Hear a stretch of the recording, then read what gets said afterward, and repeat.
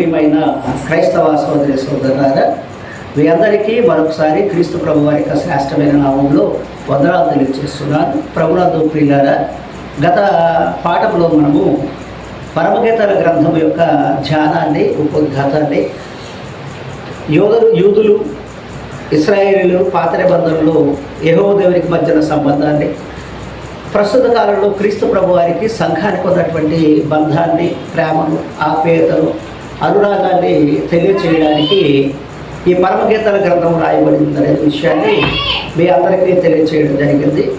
ప్రియులారా, ఈ గ్రంథాన్ని మనం ధ్యానిస్తూ ఉన్నప్పుడు షోలోమితి స్థానంలో సంఘాన్ని ఉంచుకున్నారని, సొలొమోను మహారాజు స్థానంలో రాజును ఉంచుకోవాలని మనము గుర్తుపెట్టుకోవాలనే విషయాన్ని కూడా మీకు తెలియచేయడం జరిగింది. ఇప్పుడు మొదటి వచనాన్ని మనం ధ్యానించబోతూ ఉన్నాము. పరమగీతముల గ్రంథం 1వ అధ్యాయం 1వ వచనంలో సొలొమోను రచించిన పరమగీతము అంటారు. ప్రియులారా, ఇక్కడ బైబిల్లో 66 పుస్తకాలు ఉన్నాయి. వాటన్నిటినీ వ్రాసినటువంటి వారు పరిశుద్ధాత్మ దేవుడే అనే విషయాన్ని కూడా మనము నేర్చుకుని ఉన్నాం.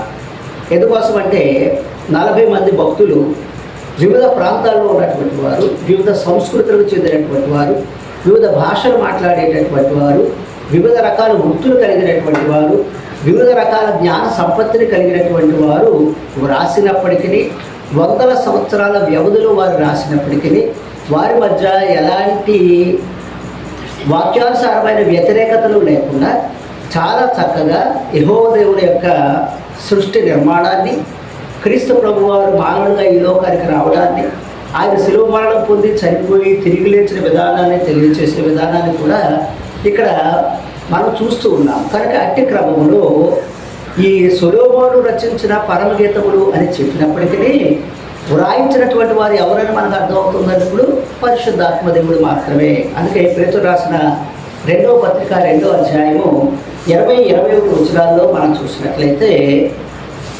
ప్రవచనము ఒక మనుషుని ఊహను బట్టి కానీ, ఒక మనుషుని యొక్క ఇచ్చని బట్టి కానీ కలుగలేదు, కానీ అందరూ పరిశుద్ధాత్మ ప్రేరితులై వాక్యాన్ని వ్రాసారు లేదా వాక్యాన్ని పలికారు అనే మాట ఇక్కడ మనం చూస్తూ ఉన్నాం.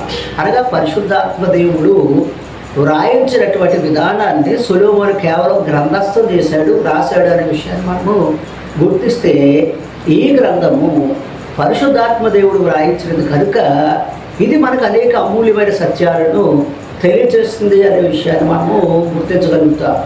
కనుక ప్రియులారా, ఈ మొదటి వచనంలో మనం గ్రహించింది ఏంటంటే, ఈ సొలొమోను రచించినటువంటి పరమగీతములు అనేటటువంటివి పరిశుద్ధాత్మ దేవుడు వ్రాయించినవి అనే విషయాన్ని మనము ఆత్మీయ పరిభాషలో గుర్తుంచుకోవాలని మీకు ప్రేమతో తెలియజేస్తున్నాను. దేవుడి చిత్తమైతే మొదటి అధ్యాయంలో 2వ వచనాన్ని తదుపరి భాగంలో మనం చూద్దాం. దయచేసి అందరూ ఆసక్తిగా వెళ్ళేందుకు మీకు ప్రేమతో వందనాలు తెలియజేస్తున్నాను.